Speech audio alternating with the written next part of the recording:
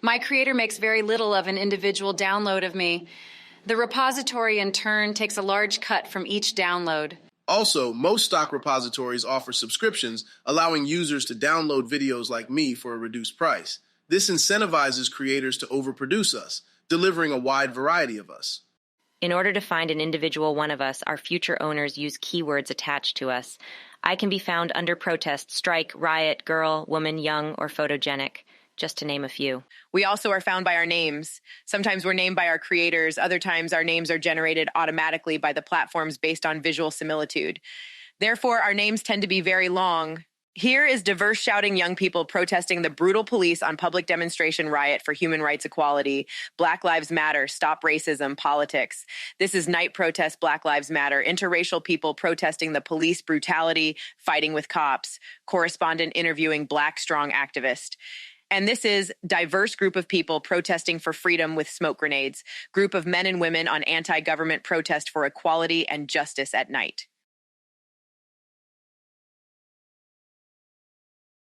All of us are protest images. We can't contain a corporate logo.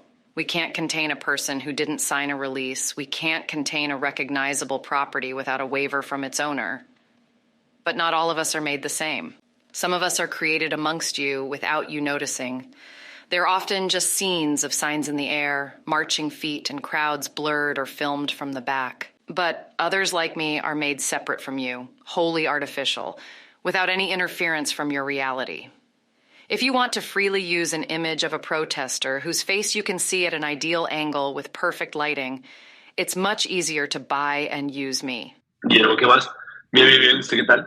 Nada, acabo de llegar de comprarme mi pañoleta roja porque pues ayer me enteré que por acá, por el centro, pasó una marcha de tombos jubilados que están reclamándole al gobierno Petro porque los tombos jubilados ahorita ya no mandan, sus generales fueron removidos y pues el negocio de la cocaína se les cayó, entonces pues tenían que protestar como tiene que ser. Y pues nada, yo me preparé para eso y para también darle un poco de color local a un proyecto del que vamos a hablar, que en lo personal pues me parece que plantea pues como una continuidad, ¿no? Como con una proceso casi de etnografía que usted está realizando a través como de etnografía y crítica de producción y circulación de imagen en entornos digitales, que se puede enlazar de cierta manera con un proyecto que pues quienes han seguido su obra lo vieron acá en el Luis Caballero, pero que tuvo una segunda etapa, de la cual ahora hablaremos, y que ahora este proyecto como tal va a ser la tercera etapa, que plantea casi como una eclosión, me parece que incluso como por la cantidad de capas que tiene, como de estratos que ofrece, pues también plantea como, me parece que es como un punto de cierre, como que sería el cierre de una trilogía, pero también abre otras rutas, ¿no? Entonces, sí, lo primero, totalmente, sí. Lo primero que le quería preguntar, Juan, es entonces eso, como hay un antecedente de un trabajo similar respecto a lo que su merced ahorita mismo estaba hablando, que es como su observación a nivel como sociológico, antropológico, de sociología de las élites, sobre todo, relacionado con la construcción de cierta imaginería y retórica en torno a la revolución y a la manera como se entiende el hacer revolución en los Estados Unidos. Entonces, si quiere, empecemos por ahí. Sí, sí, sin duda. O sea, este es un trabajo que de alguna manera yo he venido como mordiendo desde hace un tiempo, y empezó con piezas de pronto de escalas y intenciones un poco más menores. Hubo un primer intento con una obra que estuvo expuesta en Miami, cuando existía Miami, yo creo que eso fue en 2017, que era una gran pancarta, como las pancartas de avisos de fotografía de los celulares iPhone de Apple, y era una foto, un fotomontaje en el cual un montón de manos se veían con los puños en el aire, pero en vez de tener el puño era un celular con el emoji del puño de color de piel, ¿no? De diferentes colores de piel. Y ya luego eso evolucionó en el desarrollo de una aplicación en la cual la gente podía chasquear los dedos sin necesidad de hacerlo manualmente, y como de hacer hipereficaz ese movimiento o eficiente, y como como la cultura de la eficiencia versus la cultura del activismo, que van como muy de la mano, aunque uno no lo crea. Y luego había otra obra que era un mostrador de camisetas que tenía las camisetas del logo de Air Jordan, pero en vez de tener el balón en la mano tenía el puño al aire, y en cada camiseta el puño iba bajando, iba subiendo, y era un loop de 12 camisetas que creaban como este zoótropo en el que el puño se animaba subiendo y bajando así, mientras el motor hacía que las camisetas rotaran. Entonces ahí era como un montón de ejercicios como como una constante fascinación sobre el consumo de la imagen revolucionaria en los Estados Unidos, y como el establecimiento de la protesta como ritual neoliberal de autovictimización durante la era de Trump, que me pareció muy interesante porque a mí en lo personal no me importan para nada las políticas internas de los Estados Unidos. Lo que me parece más interesante es como la labor imperialista que estas imágenes cumplen. Me refiero a que de los Estados Unidos de mostrarse como un Estado como fuerte, glorioso y amenazador hasta los últimos momentos de la presidencia de Obama, aunque con Obama ya se venía como suavizando, pero la retórica de los Estados Unidos siempre ha sido la del águila voraz, comiéndose el mundo, ¿no? Y ya de un momento a otro con lo de Trump es como, no, también nosotros pobrecitos nosotros, ¿no? Pobrecitos nosotros con este dictador. Entonces como que de un momento creo como un hueco negro como de sensibilidad global, de que ya los Estados Unidos se dejan de percibir durante muchos años por las izquierdas globales como un Estado completamente amenazador y completamente destructivo y opresivo, como un Estado como emo, como, ay, pobrecitos, ellos están sufriendo con su racismo, con su fascista, con su nuevo Hitler.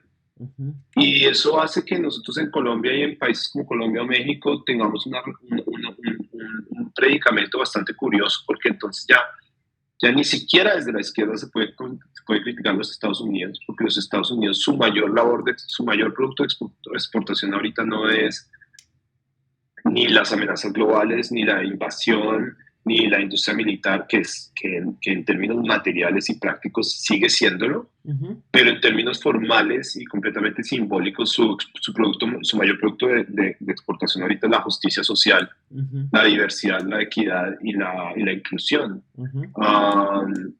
Entonces es bastante problemático para ofrecer una crítica imperialista hoy en día desde un país como Colombia y no tener que usar esas palabras. O sea, ¿cómo se denuncia la crítica al imperio cuando el imperio mismo está hablando en términos completamente suaves y de autoconstrucción? Entonces ahorita el espectáculo estadounidense no son ver los aviones desfilar y saliendo como nos mostraban en el 91, saliendo de las pistas de los cargaviones directo para Bagdad a bombardear. No, el espectáculo ahorita es ver los asesinatos de personas negras, las protestas raciales, el Me Too. Entonces ahorita se muestra a los Estados Unidos como un Estado como en construcción, como todas esas rutinas como de autocuidado y de consentimiento que el neoliberalismo tardío nos ha estado dando a través como de Instagram, como de cuídate, practica el autocuidado, tú eres el mejor, tú cuídate a ti primero, no pienses en los demás, tus necesidades están primero.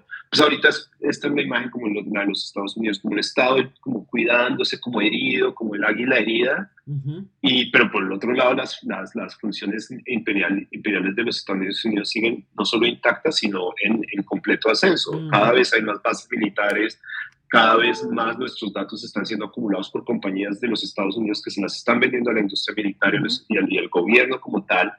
Entonces su labor imperialista sigue intacta y sigue cada vez más presente, pero por otro lado se nos está vendiendo una imagen de que ellos se están cuidando, se están decolonizando a sí mismos y están como en un proceso como de flagelamiento, así como público, ¿no? Como que 24 horas en transmisión en vivo a través de Instagram y Twitter ves como todos salió este video que es muy famoso, el video este de la CIA que presenta a una mujer latinex que es neurodivergente, que tiene ansiedad, pero que es agente de la CIA y que la mamá, cuando ella creció, le dijo, mija, you can do it, tú puedes ser lo que tú quieras. Entonces ella decidió ser lo que ella quería y lo que quería resultar que ya quiere ser agente de la CIA.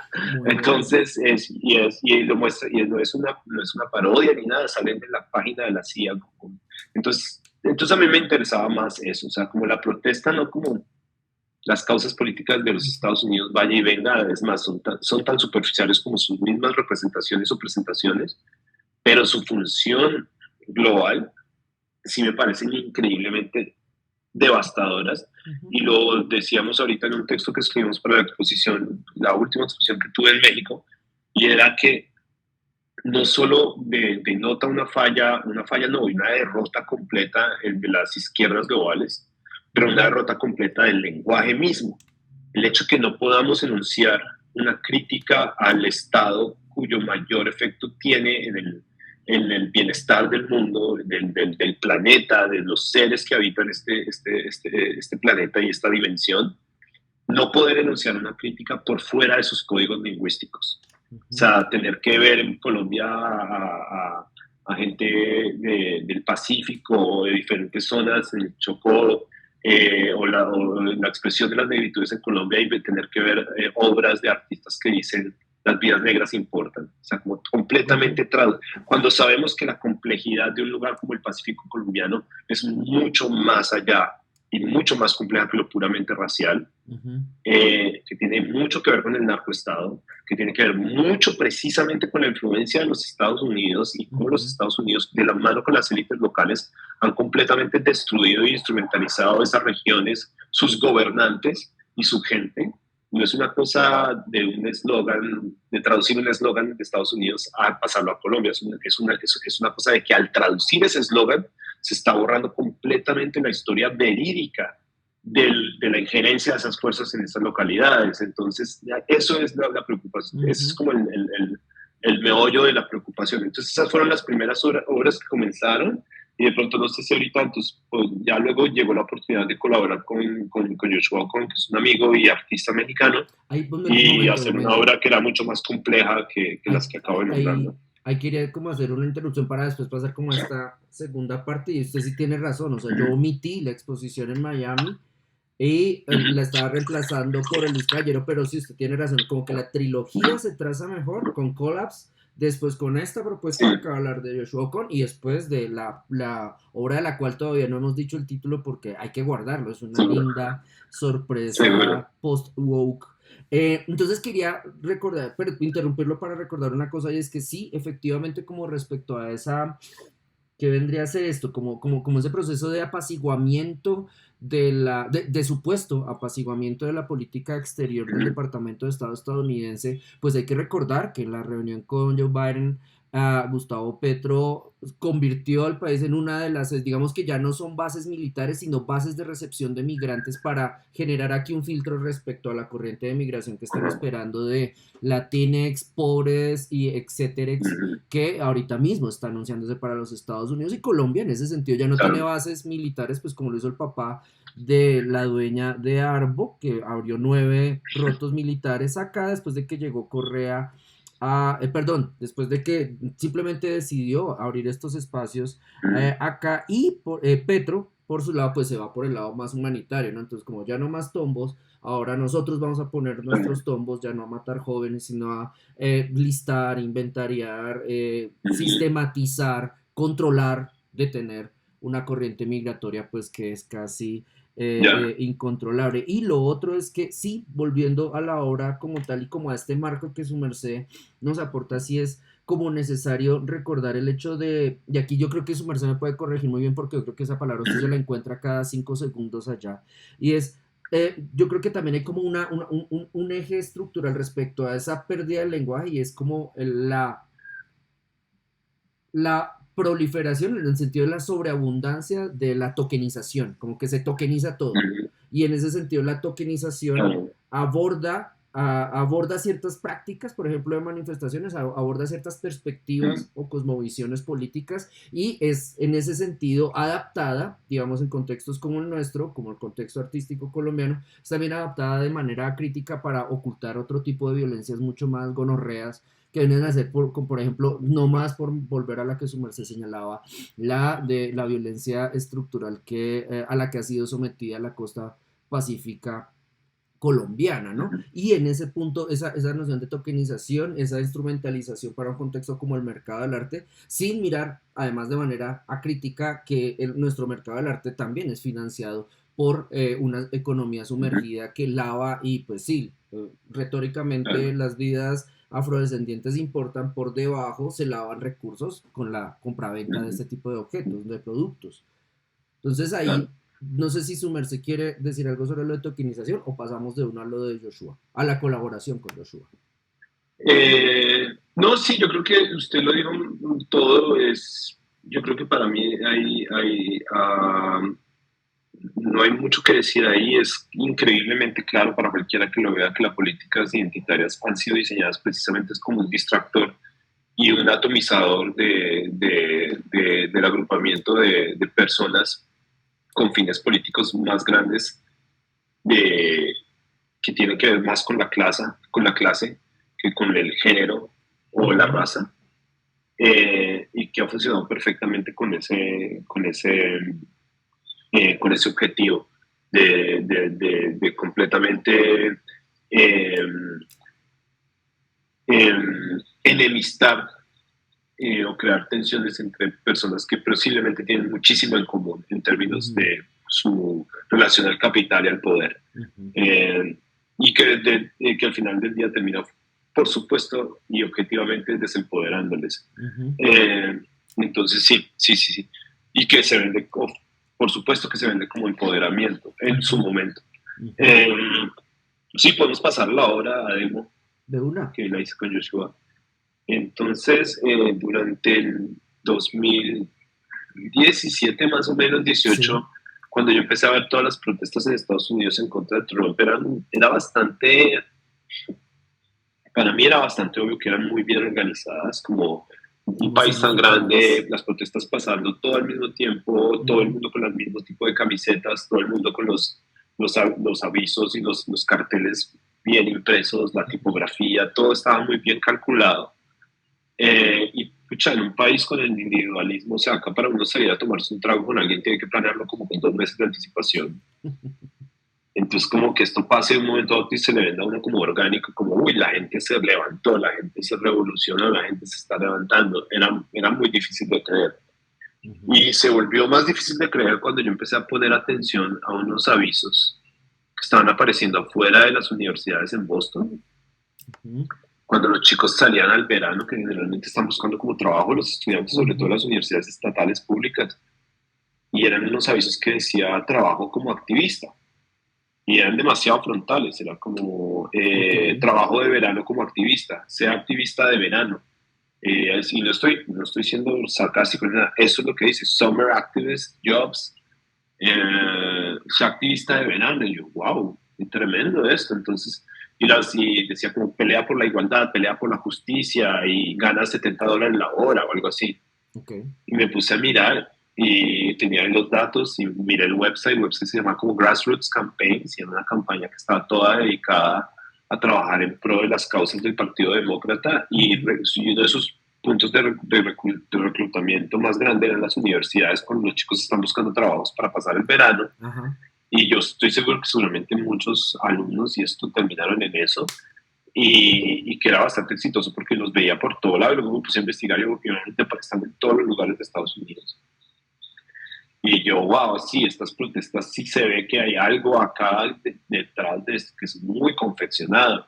Entonces empecé a averiguar más y apareció el término astroturfing. Astroturfing quiere decir protestas o movimientos sociales, no tienen que ser necesariamente protestas, pueden ser en Twitter, que ahí sí es donde hay un poquito de conexión con la bodeguita de la Concordia, en la obra del Premio Luis Caballero, pero más que todo es un término muy interesante porque AstroTurf se le dice a la grama artificial, y ese es el tipo de nombre que se le da a las cosas, como cuando uno le dice Kleenex a los Kleenex, pero que no son Kleenex, sino que está la marca que los hace.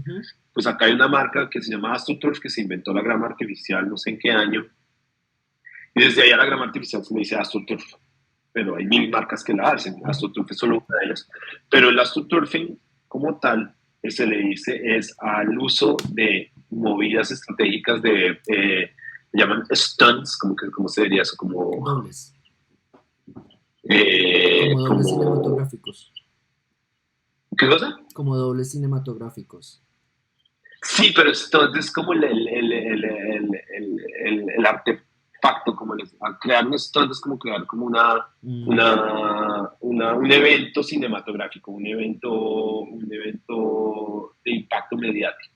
Okay. Entonces cuando se utilizan estas cosas por medio de compañías de relaciones públicas en las que mucha gente empieza como a protestar por algo, o un montón de gente en Twitter empieza a denunciar a alguien, se le llama astroturfing, que quiere decir que es el opuesto a grassroots, porque acá el romance que los americanos tienen con el activismo viene de los 60s y los 70s. Precisamente eso fue lo que se les extirpó, de alguna manera se les explotó mucho emocionalmente durante la era de Trump. Era que toda esta gente que fue activista en los 60s, los 70s, y que estaban ahora tirados al frente de su televisión llenos de ira porque lograron ver en Trump el próximo Hitler.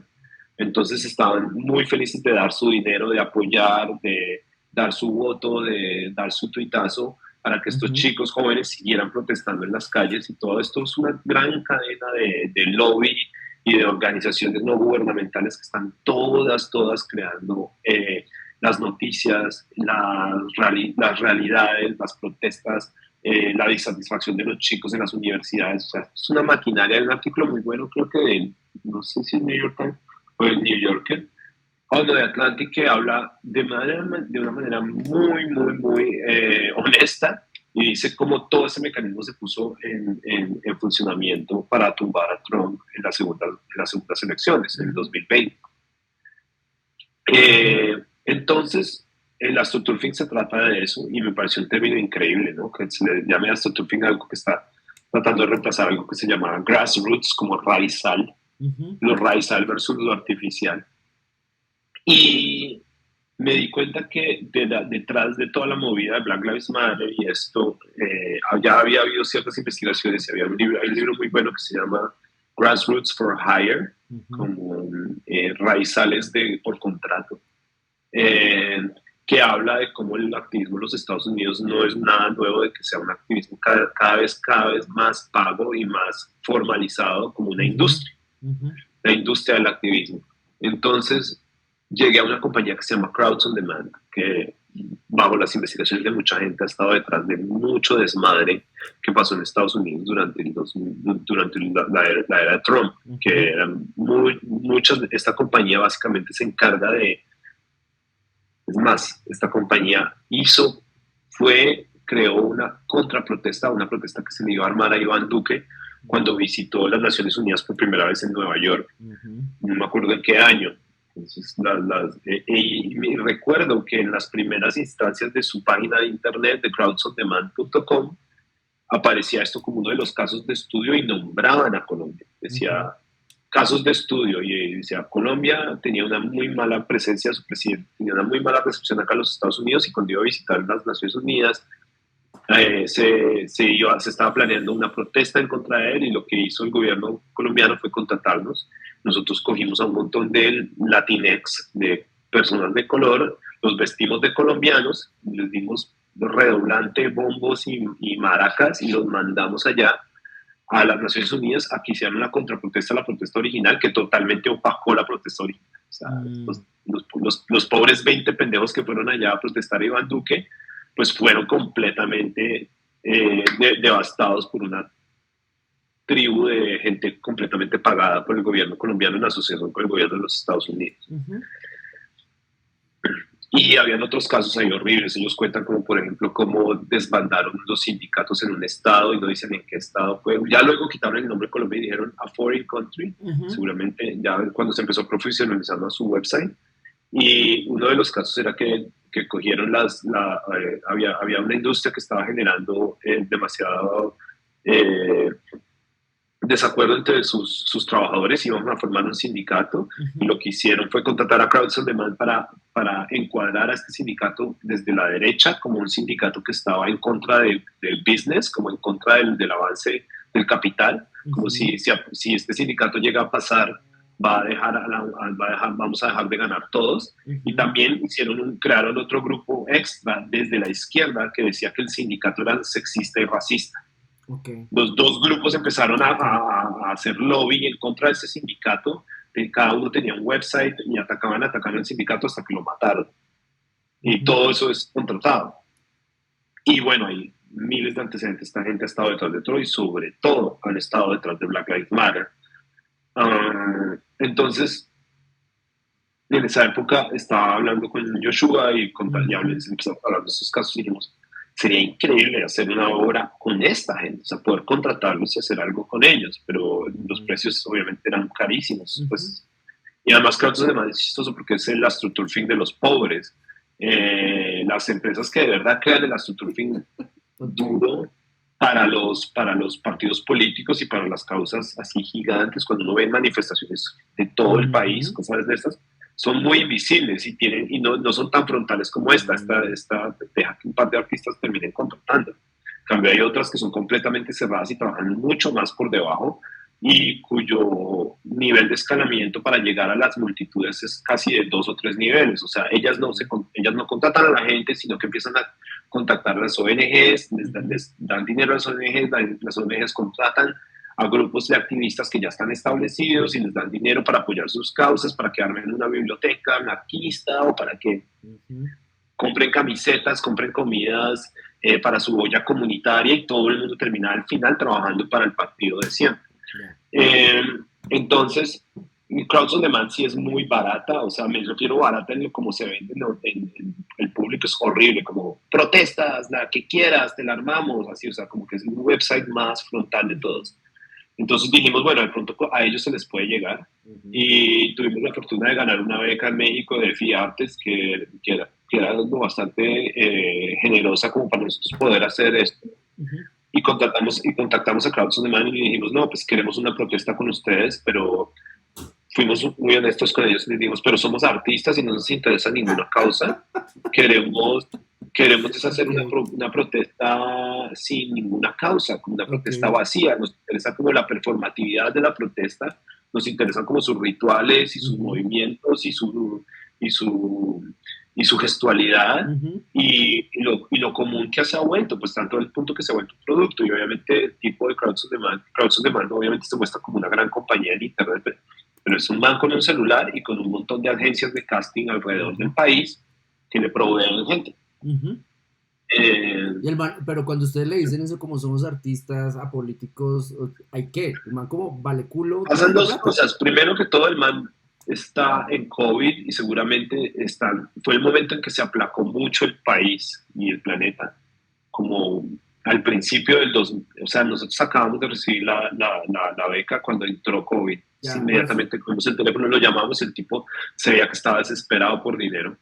Y a la vez le entró re mal la idea, pero ¿cómo así? Ustedes no tienen una causa. Y además que una de las cosas más horribles de la astroturfing, o sea, el man les estaba haciendo casting a ustedes, güey. De entrada ya les estaba midiendo, ¿ok? Claro. Pues porque una de las cosas más horribles de la astroturfing es que el astroturfing no importa, primero que todo, si no tiene cobertura mediática. O sea, una protesta es como el árbol que cae y nadie lo oye. Como si hay una protesta y nadie la ve, pues toca verla. Entonces, y segundo, no vale de nada si solo la gente que está ahí, solo la gente que está en la protesta son de ellos. Él mismo nos explicaba, el éxito nuestro es que somos tan reales que si empieza la campaña con, no sé, 100 personas, al final del día o al final de la semana, dependiendo de la campaña, se tiene que haber completamente multiplicado ese número de gente que vino a trabajar gratis para nosotros. O sea, si yo empiezo una protesta y uno de los ejemplos era, que yo leí era sobre migración.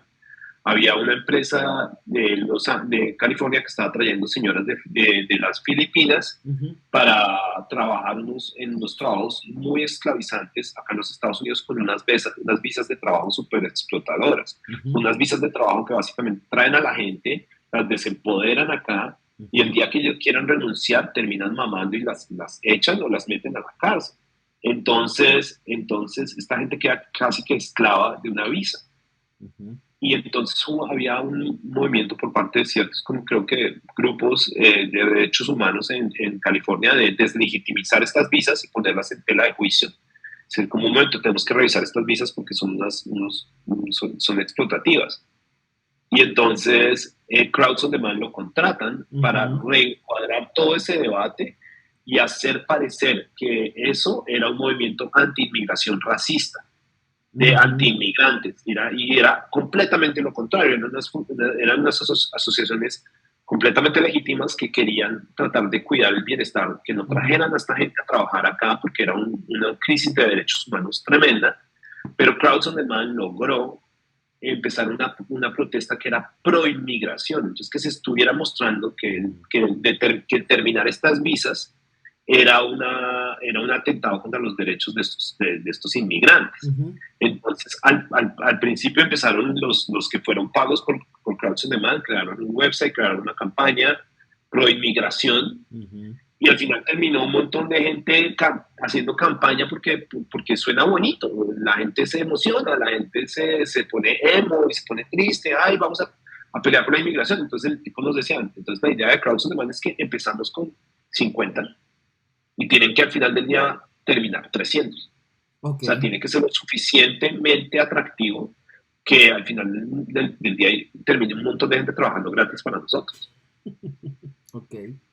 Entonces el tipo, cuando le dijimos que no teníamos una causa y que queríamos hacer una protesta vacía de contenido, que las camisetas fueran de verde digital, que las pancartas fueran de verde digital y que la gente la íbamos a entrenar para que solo gestualizara, pero que no enunciara nada, que fuera silente, el tipo como que quedó un poco rayado y le dijimos, oye, y tú nos prometiste en el paquete que ustedes ofrecen se promete cubrimiento de medios. El tipo nos decía, nosotros en la página dice our friends in the media, nuestros amigos venimos y eso es lo que pasa y lo que he averiguado de cómo funciona es que básicamente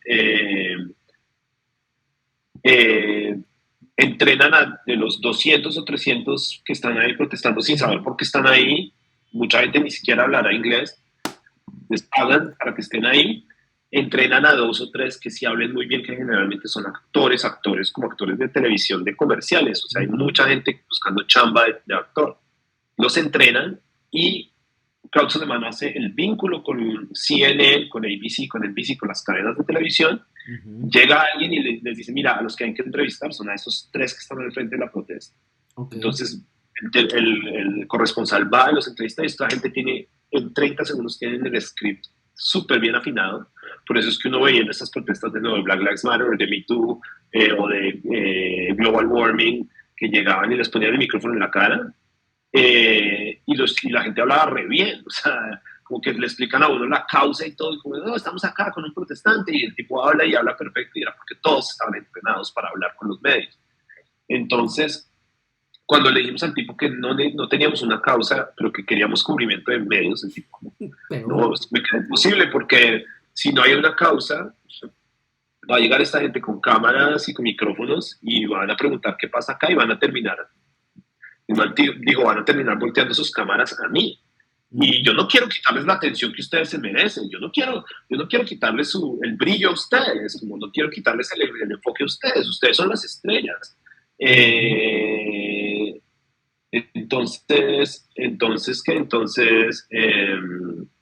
Entonces el tipo dijo que no nos podía conseguir el paquete de medios porque no teníamos una causa y que ninguna agencia de medios iba a ir a interesar por unos artistas que estaban haciendo una obra ahí rara. Entonces nosotros, bueno, está bien, nosotros igual tenemos nuestras cámaras, tenemos un equipo de filmación y la idea era nosotros filmar lo nuestro, pero también nos parecía muy interesante ver si iba a tener algún tipo de salida como mediática, pero no la tuvo. Y creo que estuvo mejor así. Y nada, pues básicamente la obra se trata de nuestra relación con Crowds on Demand, eh, ilustrada por una protesta misma. Entonces la parte central de la obra es un video de 2 canales Ujú. en el cual filmamos nuestra protesta con 150 personas en el centro de Phoenix, en Arizona, que fue sugerido por la empresa. La empresa quería que lo hiciéramos en Los Ángeles o en New York, pero nosotros queríamos algo que no fuera tan espectacular, que no Ujú. tuviera tantas asociaciones, sino que fuera como una ciudad cualquiera en medio de los Estados Unidos. Decidimos hacerlo en Phoenix y son 150 personas protestando durante 6 horas, desde la mañana hasta el mediodía, en una protesta silente completamente absurda, Ujú. alzando el brazo, enunciando, pero gesticulando, pero sin enunciar. Eh,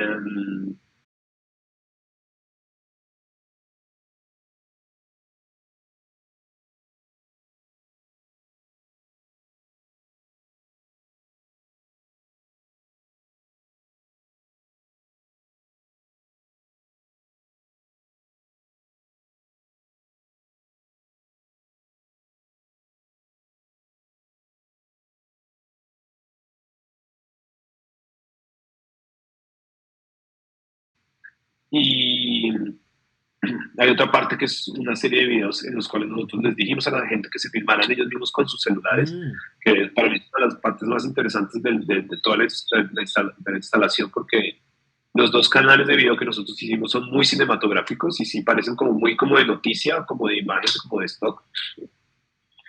Y, y en cambio los videos de los celulares de ellos ya dentro de la protesta, ya dentro, en medio de la multitud, son increíblemente reales. Además los hicimos en video vertical, los hicimos en 3 pantallas verticales que pues parecen mucho como redes sociales. Ujú. Y ver los videos así repitiendo como las pantallas verticales sí hace pensar que hay algo muy real pasando, cuando el otro sí de alguna manera es muy, ya con el verde y con las pancartas vacías sí se ve muy, muy artificial. Ujú. Y, y otro componente fue que hicimos los afiches de los que le hablé ahorita, de donde estaban reclutando a los chicos afuera de las universidades. Ujú. Los hicimos con un artesano en México, los mandamos a hacer en telar y quedaron unos gobelinos así gigantes, como que enmarcan el espacio y enmarcan las Ujú. proyecciones de video. Entonces, esa fue la obra y eso se lanzó en el Museo Espacio de Aguascalientes en el verano del año pasado.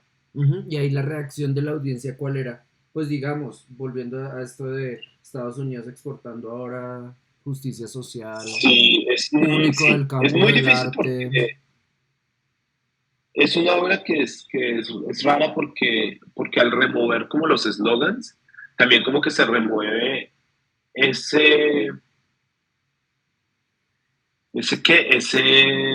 ese como directo punto de referencia. Entonces tiene como alguna capacidad de disasociación, como, Ujú. eso nunca me va a tocar a mí, yo Mm. nunca voy a caer en eso, o algo Ujú. así, pero yo creo que está implícito. O Ujú. sea, está implícito. ¿Cuántos hemos caído en estos activismos que son promulgados por los Estados Unidos? O sea que lo que usted está... ¿Cuántos creen? Sí, ¿No? no, no. Ah, no, lo que usted No, dice que cuántos entonces... creemos nosotros en esta realidad construida, ¿no? Ajá, no, o sea, lo que usted está diciendo básicamente es que la presentación de la exposición generó un mecanismo de defensa de negación y es como, ellos son las huevas, a mí nunca me va a pasar, yo sé cuál es el verdadero activismo, yo lo encarno. Pues no, no estoy diciendo que de todo el mundo hubo gente, obviamente, ahí es primero que todo estamos hablando de una exposición sobre algo muy, muy americano que está siendo expuesta en Estados Unidos. Entonces también hay eso, como, uy, no, qué locos, o sea, los gringos lo venden todo, pero también hubo muy Mm. buenos momentos, digamos, una referencia muy, muy cercana es que la gente dijo, wow, pero esto pasa acá de una manera entre más primitiva y sofisticada, porque en Colombia y en México y en nuestros países siempre está como en la venta del voto por tamal o los Ujú. acarreados que los llevan en un bus y hacen como allá campaña. Pero lo interesante acá es que en Colombia, por muy común de que sean esas prácticas, siempre son, entre comillas, mal vistas. Ujú. Son malas prácticas. En los Estados Unidos es legalizado, Ujú. formalizado, comercializado y Mm. validado. O sea, es la forma de jugar el juego. Ujú. Y una de las cosas más tristes era ver la reacción de gente de Estados Unidos a las cuales se le mostraba la obra y el tipo de autoconvencimiento que tienen como, no, pero es que estas son las herramientas del juego. O sea, esto es a lo que hay que jugar. Ok. había como ese tipo de reacción, como yo tengo amigas que me dijeron, no, pues si toca hacer esto para que nos legalicen el aborto y toca contratar a estos manes, pues contratémoslos. Ok. Y yo, sí, pero ya empiezas a jugar un juego muy arriesgado y es que ya no estás participando en lo real, o sea, estás participando en la construcción de que la manifestación pública es otro más de los artificios del capitalismo y ya jugar ese juego es entrar perdiendo, según lo que yo creo. Ujú. Y también que fue una de las grandes reacciones acá, la completa negación. Esto no pasa, y si pasa, estos fueron los únicos que los contrataron fueron los trumpistas, nosotros los buenos nunca vamos a hacer eso, cuando fue completamente lo contrario. Las mayores clientes de estas compañías fue el Partido Demócrata durante los disturbios del 2020. Eso no hay ninguna duda al respecto. Nosotros hicimos la pieza en 2021 y la señora que nos recibió en Phoenix con su equipo de protesta era una señora que había organizado las protestas de Black Lives Matter en Phoenix, que fueron legendarias, y si usted busca en Google son unas imágenes súper fuertes y un montón de gente en el centro de Phoenix protestando por Black Lives Matter, y resulta que todos eran contratados y algunos de ellos eran parte de los actores que terminaron en nuestra obra. Okay. O sea, lo interesante fue empezar por esa mañana a ver llegar a los actores, o sea, estamos hablando de 150 personas, empezar a ver a llegar los actores y nos dijeron que como qué demografía quieren, qué tipo de actores quieren, qué edad, qué raza. Nosotros no, cualquiera en eso sí nos importa, que represente la mayor parte de la gente acá, como sea. Y iba llegando la gente y era como un reencuentro como de viejos extras, como de dejémonos de vainas, no sé, como de reencuentro 10 años después, como wow, no te veías de las protestas del año pasado, y habían sido actores en las protestas del 2020. Así como, marica, ¿usted estaba en la ley 30? Sí, huevón, sí. No, usted es del testigo. Exacto, sí. Sí. Entonces, digamos, bueno, aquí, no sé, su merced cuando hablábamos antes de esta hora me había mostrado que había también como un entramado, con una pieza escultórica de pancartas fundidas. ¿Este también se presentó? Sí, básicamente las pancartas que usamos, que eran todas verdes. Ok.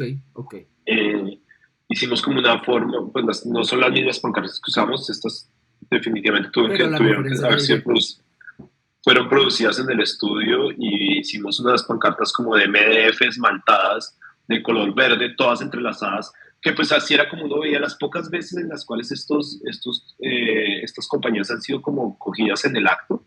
Ha sido cuando llegan todos los actores a un lugar y de un momento a otro aparece un camión de esos de trasteos, como U-Haul, como estas compañías de trasteos que uno los puede alquilar por 3 horas, y de un momento a otro se abre la puerta del camión y les tiran las camisetas y les tiran los avisos, como la compañía, como el Crowds on Demand, los contrata a los actores, y estos agentes, de nuevo, yo por mi experiencia con ellos fue muy chistoso, que ellos llegan sin tener ni idea de qué va la vaina.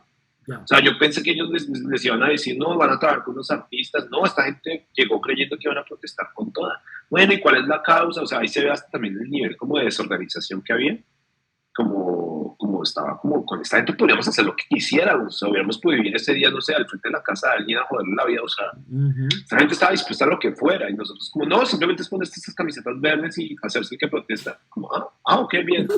Pero hubiera podido ser cualquier cosa. Entonces, cuando esta gente llega, ellos llegan muy perdidos. Y además que son actores sin trabajo. Muchos de ellos son indigentes. Veteranos de guerra, indígenas, latinoamericanos, inmigrantes que no hablan español. Entonces la gente nada más va por la plata, y de un momento a otro les tiramos las camisetas y les tiramos las pancartas, y acá se quedan protestando 8 horas y luego los recogemos y les damos plata.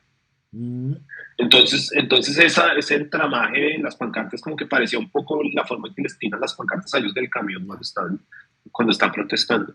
Y pues volviendo a las cosas mucho más previas a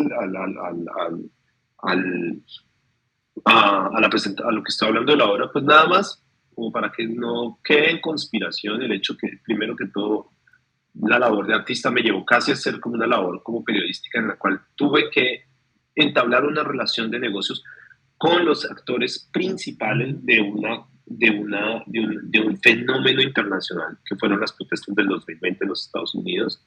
Creo que me da todo el derecho de decir que esas protestas en su mayoría fueron falsas, fueron completamente producidas.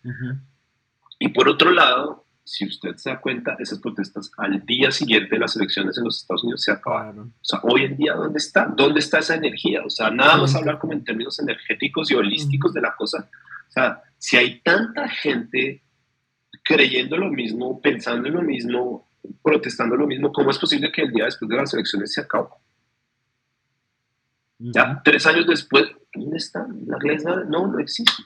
Y lo que pasó es que hubo un tráfico de dinero que es increíblemente estadounidense, en el sentido que hay una inyección de capital tremendo para que todo esto pase, pero por el otro lado el capital se revierte porque toda esta gente que está viendo estos boomers que están viendo las protestas en televisión y se les agúa el ojo, porque se acuerdan de los 70 cuando ellos estaban protestando contra Vietnam, y esto es lo mismo, entonces le dan 100, 200, 1000, 2000, $50,000 a estas causas, y todo se revierte de vuelta al sistema, que en ese momento es representado por el Partido Demócrata de los Estados Unidos. De nuevo, yo no tengo partido en esta cosa, a mí me importan 3 tiras en los demócratas y los republicanos. Me refiero a que en este momento el partido hegemónico que lleva las riendas del destino de los Estados Unidos son los demócratas, y todo ese dinero estaba siendo revuelto a sus campañas, en sus intereses. No tiene nada malo, así, de nuevo, así funciona el juego. Pero sería muy inocente de mi parte, después de haber estado tan inmiscuido en el juego, como me tocó estar en esta hora, decir que hay unos malos y hay unos buenos. Todos están jugando de la misma manera, solo que hay los que están jugando con un mayor tipo de inversión financiera, política y más que todo, que es lo que más nos importa a nosotros, creo, como artistas, más que todo cultural y estética. O sea, como que el lenguaje y las imágenes que se nos están dando para proyectar el descontento social están siendo completamente manufacturados por un poder hegemónico unitario, que en este momento está representado por el Partido Demócrata de los Estados Unidos. Ok, Juan, de hecho ahí, pues usted se adelanta al punto que es como el que viene a ser como central en esta obra, y es como el hacer un constante señalamiento a partir de estas indagaciones, hacer un constante señalamiento respecto a la construcción de realidad. Es como una pregunta que pues como que viene cíclicamente, por lo menos desde la crisis de 2008, pero con la pandemia se exacerbó, y ahora como con el hype de la inteligencia artificial, de los sistemas de generativos, pues también está como otra vez de nuevo retornando. Es como, hey, ¿dónde está la realidad? ¿Cómo circula y cómo la consumimos? Y en ese sentido, pues hay otra vez una multiplicación de capas de realidad en esta obra, que consiste, tal cual como la he conocido, en un video que dura más o menos 9 minutos y medio, que muestra una serie de, vendría a ser que como monólogos de talking heads de sujetos de imágenes sí, eso, de imágenes de repositorio relacionadas con esta indagación que su merced hace. Y de hecho, cuando yo veía como varios capítulos. Yo identifiqué 4 capítulos donde uno habla de las condiciones de existencia, otro de las condiciones de producción, otro de la manipulación, no en el sentido de manipulación a lo gringo de la realidad como lavado de cerebros y huevonada COINTELPRO, sino más como manipulación de las consecuencias que tiene el poner a la imagen de repositorio a ser difundida en mis redes, etcétera, para plantear un activismo cuando yo no voy a salir, por ejemplo, a manifestarme. Es decir, establezco una capa de simulacro para no incluirme en la realidad, era manifestarse, de poner el punto pellejo, pues para que los tombos me saquen los ojos, por ejemplo, y al final algo así como una conclusión relacionada con, hey, ¿qué tipo de objetualización, qué tipo de uso está haciendo usted de los personajes que están incorporados en estos tonos de piel, con estos colores relacionados con esta bandera, con este tipo de luchas en relación con la verdadera realidad de lo que hay que cambiar? Y ahí en ese punto, digamos que este video que conozco, quisiera entonces que, porfa, como para contextualizar, nos comentara respecto a dónde lo mostró, en qué contexto y más o menos cómo era el display también. Claro. Ese video nació de, como todo bien, siguiendo como una línea, y como usted decía, es una trilogía básicamente, o tiene que ver mucho con mi investigación y mis intereses. No fue propuesto, nunca lo pensé como una trilogía ni nada, sino que han venido secuenciadas esas obras con los intereses que me preocupan y me interesan, me divierten, me emocionan. Eh, Cuando estábamos haciendo la obra de Crowds on Demand con Joshua, teníamos un equipo de filmación que iba a filmar las escenas en Phoenix. Y estábamos comunicando con ellos. Yo en ese momento estaba en Boston, Joshua estaba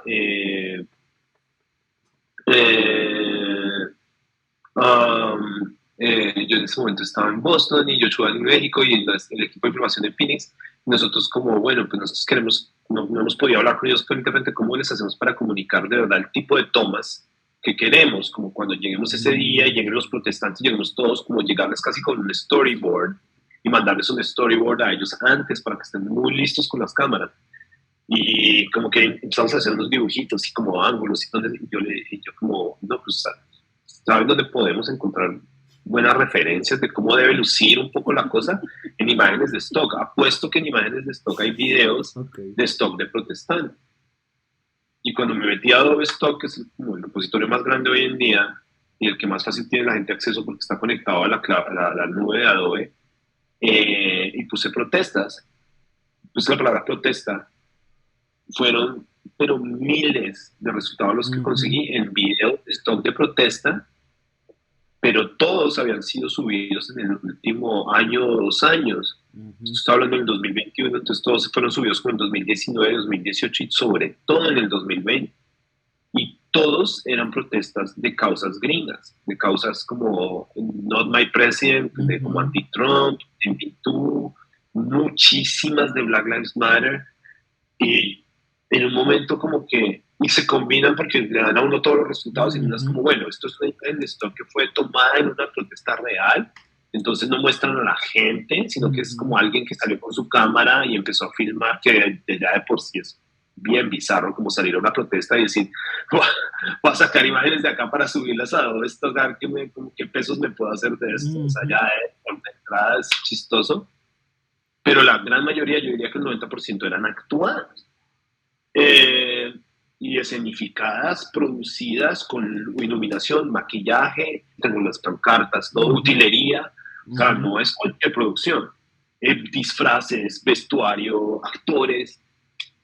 Entonces yo las veía ya, como todas las imágenes como de protestas en Estados Unidos con banderas contra la policía, gente de color de piel blanca contra gente de color de piel oscura, poniéndose como bravos, con caras de emputados, gente puteando a la policía, pero eran miles.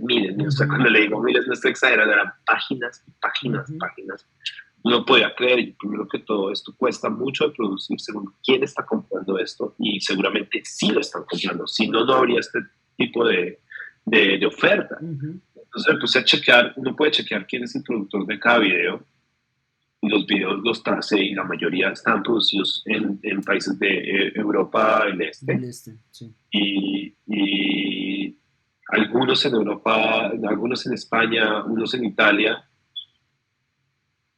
La gran mayoría fuera de Estados Unidos. Y ahí sí me flité un poco más, porque ya era como wow, ya hay una maquila de producción de imágenes ideológicas. O sea, es una cosa bastante, como unos niveles como de postcolonialismo, bastante postcolonialismo, porque ya es como, entonces, a ver, entonces ahí están estos países, muchos videos, por ejemplo, de Ucrania, entonces estos países que históricamente han sido completamente como jodidos por los Estados Unidos y por las políticas imperiales de consolidación de poder estadounidense.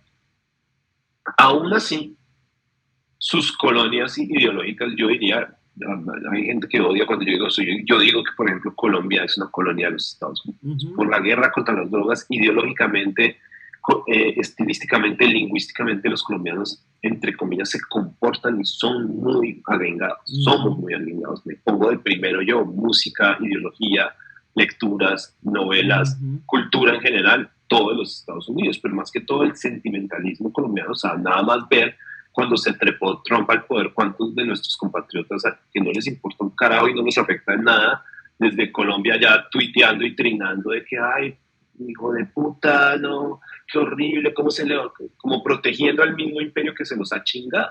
O sea, si de verdad Trump era tan malo para los Estados Unidos, no quiere decir que eso es bueno para nosotros. O sea, si de verdad va a llevar a los Estados Unidos al desastre, que es lo que la gente decía, este tipo no es el peor, pues de pronto eso es algo que celebrar, ¿no? Pues si va a llegar un tipo al estadio más grande del poder político norteamericano y va a ser él el que lo hunda, pues no está mejor eso que se destruya desde adentro, porque ¿por qué le estamos haciendo barra al imperio que nos ha chingado para que se vuelva más eficiente y más eficaz? No, es que sería mejor, hubiera sido mejor Hillary. Y yo preguntaba, ¿pero mejor para quién? Para nosotros, no. O sea, entre más eficiente funcione este Estado, más chingado estamos nosotros de vuelta. ¿Por qué le estamos haciendo barra? Y primero que todo, ¿por qué le estamos haciendo barra a políticos norteamericanos? Entonces es muy interesante ver a países donde históricamente el poder se ha ejercido de la manera más abrupta, como afianzándose, apropiándose de los eslogans emocionalmente cargados de los Estados Unidos para producir contenido que luego va a ser dirigido a los Estados Unidos y comprado seguramente en su mayoría por documentaristas, productores de televisión, activistas, partidos políticos en los Estados Unidos, que me imagino que son las fuentes que terminan comprando estos recursos fílmicos. Entonces, no sé, pues de pronto falta un poquito de contextualización acá. Guillermo y yo estamos tratando de hablar de las imágenes de stock y del mercado de las imágenes de stock. De pronto mucha gente no está como consciente de ellas y una de las razones por las cuales hacer el video, pero hablar como, bueno, ¿qué tan presentes son las imágenes de stock? Porque nosotros no lo creemos, pero si uno mira cualquier publicidad en Transmilenio o en una valla en Colombia o en las páginas web de las universidades, todas son imágenes de stock, y nosotros de alguna manera hemos normalizado el hecho de que estas imágenes tan artificiales, que no tienen nada que ver con inteligencia artificial, nada de eso, o sea, es una cosa completamente más primaria y más básica, y yo creo que aún más letal que la misma inteligencia artificial, porque la inteligencia artificial por lo menos se anuncia como artificial. Esto es una cosa que es ya muy artificial, pero ha sido completamente consumida por nosotros como orgánico, como no, es parte de la forma en la que nos comunicamos como sociedades, que hay un montón de imágenes y de productores que están creando sin constar imágenes de gente comiendo ensalada, gente corriendo, gente tomando agua, gente haciendo yoga, y eso nos está informando todo nuestra dialéctica visual, y de un momento a otro, no, eso es normal. Pues sí, puede ser normal dentro del mundo en el que vivimos, pero es bastante bizarro cuando uno empieza a ver y pone, digamos, en un banco de stock, no sé, como gente deprimida, y ves estas imágenes como de gente actuando ser deprimida, es brutal. Hay un proyecto buenísimo de un tipo que básicamente trata de volverse una imagen de stock y introducirse a sí mismo como imagen de stock. David Horowitz, que es muy, muy bueno, que se vuelve como una imagen de stock de salud mental, porque el tipo sale como deprimido. Y entonces, al empezar a ver estas imágenes, me pareció como increíblemente fascinante. Y de un momento a otro, después de ver muchas de ellas, yo empecé a preguntarme quiénes son ellos, o sea, quién es esta gente, o sea, y me pareció increíble como en un momento en el que como la misma sensibilidad americana en las nuevas políticas de identidad de los Estados Unidos que todos en el mundo estamos absorbiendo, se nos de alguna manera se nos pide sobreidentificarnos como Latinx, queer, transgénero, no binario, etc. Por otro lado, de este como subgrupo de humanoides que viven en este mundo de las imágenes digitales que pueden ser todo y uno. Digamos, uno puede buscar en estos repositorios, como si alguien protestando y decía, busque más imágenes de este actor, y era muy interesante ver a un actor que está así, y luego una imagen como siendo papá, luego otra imagen siendo doctor, siendo banquero, son actores de stock. Y yo, ellos son muy fluidos, o sea, pueden ser lo que quieran, pero tampoco son nadie. Me empezó a fritar mucho eso y empecé como a pensar mucho en el pronombre they, pero no en la forma en la que se utiliza de su regeneración, su relación al género, y el género no binario, sino en su generación al poder. Cuando nosotros en Colombia y en los países de habla hispana se toma una decisión, generalmente desde el poder invisible del gobierno, de las corporaciones, uno dice como, cambiaron la interfaz de Facebook. O, quitaron el emoji tal de Instagram, o cambiaron el logo de Instagram, o, subieron los impuestos, pero es muy ambiguo porque uno no sabe si es que subieron los impuestos ellos mismos solos, subieron, los impuestos subieron, o fueron subidos por... un artículo o un pronombre implícito fue el que lo subió, los políticos, como, ellos subieron los impuestos, como los políticos subieron los impuestos. O el gobierno subieron los impuestos, pero nosotros nunca lo señalamos, decimos, subieron los impuestos, empezó a llover, sí, como que de alguna manera la mitología del poder está un poco más poetizada bajo ese silencio de no tener que enunciar de dónde vienen las direcciones o las directrices de cómo vivimos la vida. Pero acá en Estados Unidos y en el inglés sí existe, ¿no? Dice, they raised our taxes, ¿no? They changed Instagram. They released a new version of Instagram. Es más, hay un texto muy bueno que yo creo que ustedes conocen de Artie Berkan, del objeto que es como el objeto postdigital. Imágenes objetuales, sí. Que el tipo dice, cada vez que pase algo nuevo en Internet, dejemos de decir como, actualizaron Instagram, sacaron una nueva versión de Instagram, deberíamos empezar a decir, sacamos una nueva versión de Instagram, porque usted trabajó en esa versión. O sea, usted fue un trabajador gratuito que Instagram y Facebook está como cultivando para que de todos sus datos y de todo lo que usted le trabaja a Instagram de alguna manera se vuelva más eficaz. Entonces, cada vez que salga una nueva versión de Instagram, felicítese porque usted trabajó en ella. Y inclúyase, diga, nosotros sacamos una nueva versión de Instagram. Entonces, como que me parece muy interesante que en los Estados Unidos exista como el pronombre they para anunciar las cosas que se producen sin nuestra agencia y que están relacionadas con un poder hegemónico que sobrepasa el poder y la agencia del ser humano mismo. Y también se preste a muchas conjeturas conspiratorias, porque ya cuando uno dice they, y por eso antes de que empezamos nuestra entrevista, le mostré este website que se llama They Rule, que es una obra de Future Farmers, que es acerca de la gente que tiene el poder, y empieza a mostrarle a uno quiénes están en la mesa directiva de Amazon y cómo esos están en la mesa directiva de tales museos y cómo están en la mesa directiva de Walmart, etc. Y la obra se llama Ellos Mandan, They Rule. Y entonces como que me parece muy interesante pensar, cuando yo veía estas imágenes decía, pero ¿quiénes son? Who are they? ¿Quiénes son estos? ¿Quiénes son ellos? Y no sé por qué estaba teniendo unas conversaciones con un amigo en México y un día salió con un chiste como que chistoso que haya tanto they, them y que no haya we, ours. Y yo, chistoso, ¿no? Sí, no lo había pensado así. O sea, puede ser, sí, podría ser, no sé.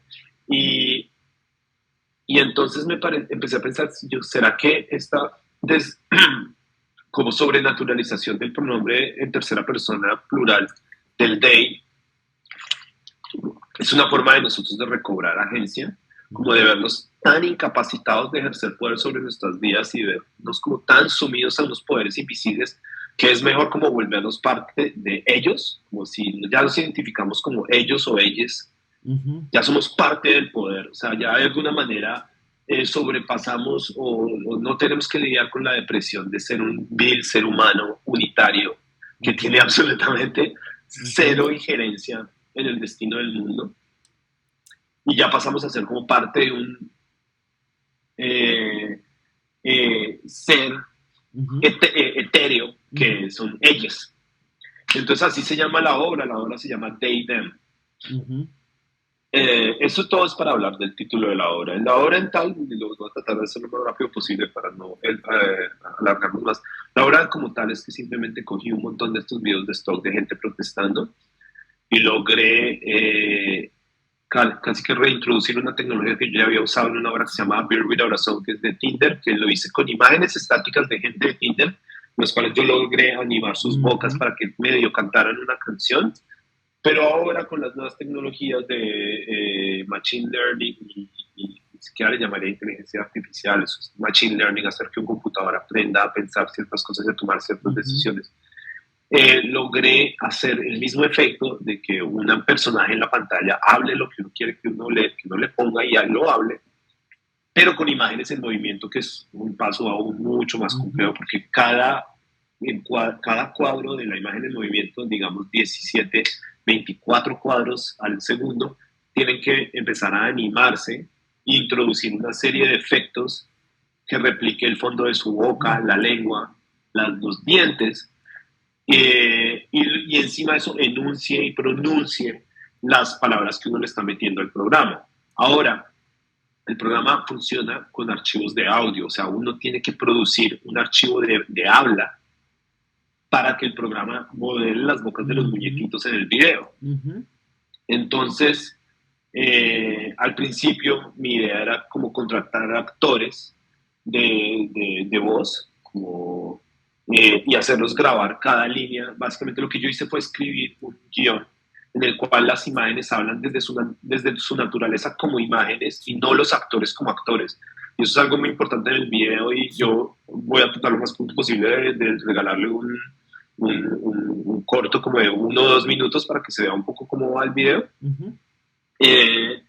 Pero para mí era importante que no fuera, porque la idea es que las imágenes hablan desde su naturaleza como imágenes de stock, y les mantuve el logo del stock encima, la marca de agua. Y creo que una de las conversaciones que tuve con mis colegas y amigos cuando estaba haciendo la obra, como, pero tú quieres que entonces que ellos hablen como, hola, soy un actor de stock. Yo les decía, no, yo quiero que ellos hablen como si la imagen los hubiera como ¿cómo es que se dice? Como poseído. Como en Terminator, como cuando el Terminator se le metía a otra gente, como si la imagen por primera vez pudiera hablarnos de vuelta a nosotros. Y ese es un predicamento muy clásico del arte, y sobre todo el arte contemporáneo, y de quién está primero, el huevo y la gallina, las imágenes o nosotros. O sea, ¿somos nosotros los que creamos imágenes o son las imágenes las que nos están creando nosotros? Pero las imágenes nunca hablan, y está siempre la caricatura esa clásica de la pintura abstracta, que es un señor que le pregunta a la pintura como, esta pintura de what does this painting stand for, y la pintura saca con una manita y le dice, ¿y tú a qué representas? Entonces, como yo me puse a pensar, bueno, ¿qué pasaría si estas imágenes de stock nos empiezan a hablar como, estamos acá perdidas en unos bancos de stock, somos miles y miles, cada día somos más, pero hay veces que no nos bajan, hay veces otros no les gustan, otros sí nos descargan mucho, y luego a veces pasamos de moda porque hicimos un montón que eran sobre Ucrania, pero ya 2 años después nadie se acuerda de Ucrania, y acá estamos volando en el éter de la nube de Adobe. Entonces escribí un texto gigante sobre eso, hablando como en primera persona desde la perspectiva de una imagen, como cómo hablaría una imagen de stock, y empecé a recitar cada una de las frases usando voces generadas por, eso sí, inteligencia artificial, clonando voces de celebridades de Hollywood más que todo.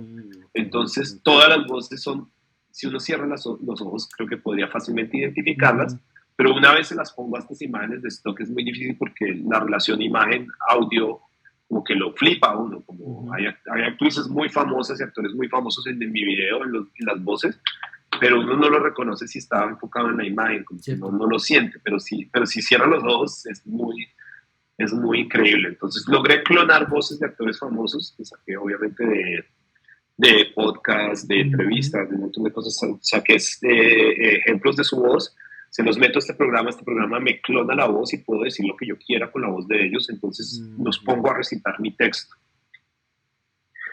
Luego cojo imágenes, videos de estos de stock, de los miles que he podido descargar, y digo, no, este estaría perfecto para esta frase. Y simplemente empecé a hacer eso, y los muñequitos, entonces empezar a procesarlos a través de un programa de procesamiento de imagen y de sonido.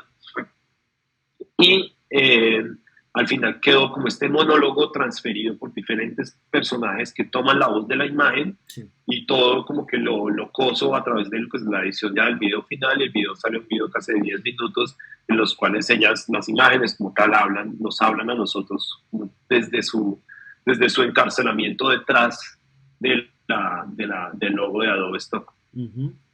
Ahí yo solamente para complementar, su merced se me saltó una parte, ya era la última respecto a lo ontológico, como un fantasma que empieza a hablar, que era, pues yo estaba pensando más en el fantasma dentro de la máquina, pero sí, por supuesto, la relación que su merced establece es como mucho mejor lograda. Solamente quería recordar que Mujer Manifestante, rodeada de manifestantes que sostienen pancartas y cantan consignas para promover la conciencia de las vidas negras importan y la igualdad racial, era la que nos recordaba su condición efímera, como que va a estar de moda y después ni siquiera va a desaparecer, va a quedar como siendo nada, como un Se va a quedar fantasma, ahí, sí. y que ella va a estar en múltiples plataformas. Y por otro lado, me llamaba la atención que en el proceso de edición su merced también nos deja como easter eggs respecto a la misma narrativa que está planteando, es que la corresponsal entrevistando a un activista negro fuerte segundos antes estaba del lado de quienes estaban manifestándose contra los tombos y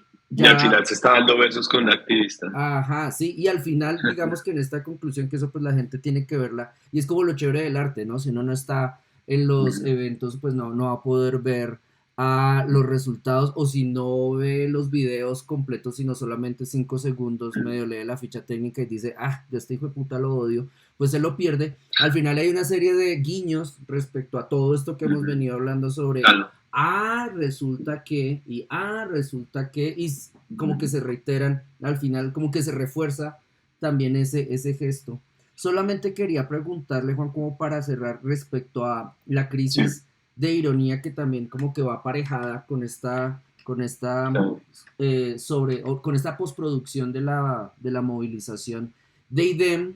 ¿Cómo ha sido recibida en el momento actual? Digamos como que ya se están anunciando, no, ya se está empezando a medir la temperatura de las elecciones que vienen, está como este proceso contra Trump, Biden, como que la gente no sabe qué hacer porque el man está demasiado cucho, como que parece que no hay recambios, Ron DeSantis por otro lado está como haciendo su campaña propia, etcétera. Ahí en medio de este contexto, cuando se expone Deidem, que no se expuso en los Estados Unidos, no su estreno mundial no fue en Gringolandia, ahí entonces, ¿cómo viene a ser recibido? Porque fue estrenada en una ciudad que en lo personal, cuando la visité me parece que es como una ciudad que está lo suficientemente wokeizada, o cuyo campo artístico está tan wokeizado y tokenizado, que este tipo de gestos, pues manica, son como para que lo quemen vivo, güey. No necesariamente, la verdad fue muy bien recibida la obra. Yo creo que sí, obviamente el contexto y el subtexto de la obra son todas estas imágenes de protestas y las causas como están siendo capitalizadas y apropiadas o en el peor de los casos creadas mismas por el sistema. Pero yo creo que la gran reflexión y el gran como gesto de la obra es acerca del mundo de las imágenes y nuestra relación a ellas. Es un predicamento muy primitivo y muy básico que usar las imágenes de protestas fue en realidad una decisión que podría haber sido cualquier otra, pero esta en realidad, obviamente el subtexto le ayuda, porque es algo en el que, como lo hablábamos anteriormente, estamos tan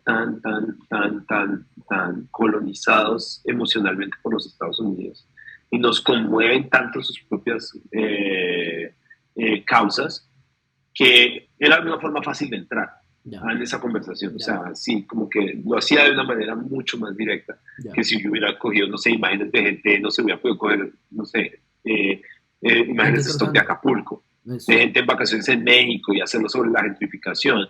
Pero esto era muy interesante porque había ya un mensaje y además había un componente lingüístico y textual que me parecía interesante, que eran las pancartas, como que estas están filmados claramente, hay muchos que se les ve obvio que esto no es en Estados Unidos, son las calles completamente europeas de ciudades pequeñas en Europa y con banderas de Estados Unidos diciendo esto. O sea, en ese sentido es que hablan más acerca de la globalización, del imperialismo, de cómo la imagen funciona dentro de los imaginarios imperiales y lo que se nos vende y lo que nosotros compramos como de realidad. Y entonces en ese momento la verdad fue muy sorprendente, porque yo también tenía mis aprensiones, puede que no, puede que el título de la obra joda a la gente, o de que la obra de alguna manera llena de estas supuestas minorías cuando en realidad son un montón de actores, en realidad, no sé. Pero en realidad la obra fue muy, muy bien recibida, yo creo que ayudó mucho. Había un texto muy bonito de Gabriel Mejía, la obra fue lanzada en General Expenses en México, y estaba prefaciada por una serie de objetos, más que todo bidimensionales, que le hacían como la corte a la obra para que la gente llegara a ella al final de la exposición a verla. Entonces, la verdad, la recepción ha sido muy buena y, acá, y entre mis amigos en Estados Unidos, yo creo que también ha habido la distancia suficiente para que yo creo que cualquier persona con dedos de frente sabe, y yo creo que hasta los más politizados de mis amigos, ellos lo saben en el fondo, que todo esto fue manipulado, que Black Lives Matter fue manipulado para ganar las elecciones, que fue manipulado para poner a la gente en un estado de alerta y atomización racial. Cualquier persona que haya notado ese bajonazo energético que pasó después de las elecciones, como de un momento todas las ciudades de Estados Unidos están en llamas y luego un día gana Biden y se acabó. No más Antifa, no más Black Lives Matter. O sea, esa energía se siente. O sea, uno puede sonar muy nueva era, pero cualquier persona que tenga un poquito de dedo en la llaga y que esté interesada en estos temas y que de un momento a otro día desaparecen esas protestas, desaparecen esas campañas, es como uno puede estar muy ideologizado y creer en esas causas, pero adentro el cuerpo y la intuición está diciendo a uno, te están mamando gallo. La próxima vez que salgan con otra campaña vas a caer redondo otra vez, porque te tienen de las huevas. Y entonces yo creo que ha pasado lo suficientemente tiempo acá en los Estados Unidos para ver eso con un poquito de distancia crítica. Y entonces entre mis amigos, mis amigos que les he podido mostrar la obra acá en los Estados Unidos, como wow, como puta, qué mierda. Los más románticos y más como activistas, como qué vaina tan triste. Como cómo nos comercializan, cómo nos venden, cómo nos empaquetan. De los más críticos es como, wow, esta vaina denota un rompimiento completo de nuestra realidad política. Pero yo creo que la forma más poética de leerlo es como, wow, esto habla exactamente de cuál es el problema de la relación tan completamente desbalanceada o ignorante que tenemos con las imágenes y la diseminación de imágenes en estadios digitales. Como no tenemos ni idea, o sea, nos creemos y es lo que dice este tipo, ¿cómo se llaman? De New Dark Age, está bueno ese libro, que decía algo como que vivimos como en un oscurantismo ilustrado, ¿no? Como que creemos que nos la sabemos todas, tenemos todos los emojis, podemos mover imágenes, meterles filtro, hacerle textos, o sea, ya todos somos entre diseñadores gráficos, publicistas, efectos especiales, pero no tenemos de verdad ni idea qué está pasando debajo, las macroestructuras que están debajo de esas agencias de producción de imágenes. Entonces, creo que ahí es donde la obra va más hacia eso que hacia el ambiente político de los Estados Unidos, que a la hora, la verdad, termina siendo otro de sus productos de exportación. Hoy en día, seguramente el mayor, pero otro más, de los que muchos más creo que van a venir. Entonces, la obra creo que pronto será lanzada en los Estados Unidos, en eso estoy. Y pues con mucha sí, ansiedad de ver cómo le funciona acá. Ojalá la ansiedad no lo enferme, Juan. Ojalá que no. Ojalá. Sí, porque ahora como viene como la pandemia de depresión que se está reflejando mucho en nuestros sectores y vamos a pasar como de los gender fluid a los deprimidos generalizados. Juan, muchísimas gracias. No, ustedes, qué chévere. Estuvo muy bueno, estuvo muy bueno, joven. Genial. Listo, entonces estamos pendientes ahí de las próximas presentaciones de They, Them, Coming Soon, en una galería gringa. Hablamos. Excelente. Chao. Chao, Guillermo, gracias.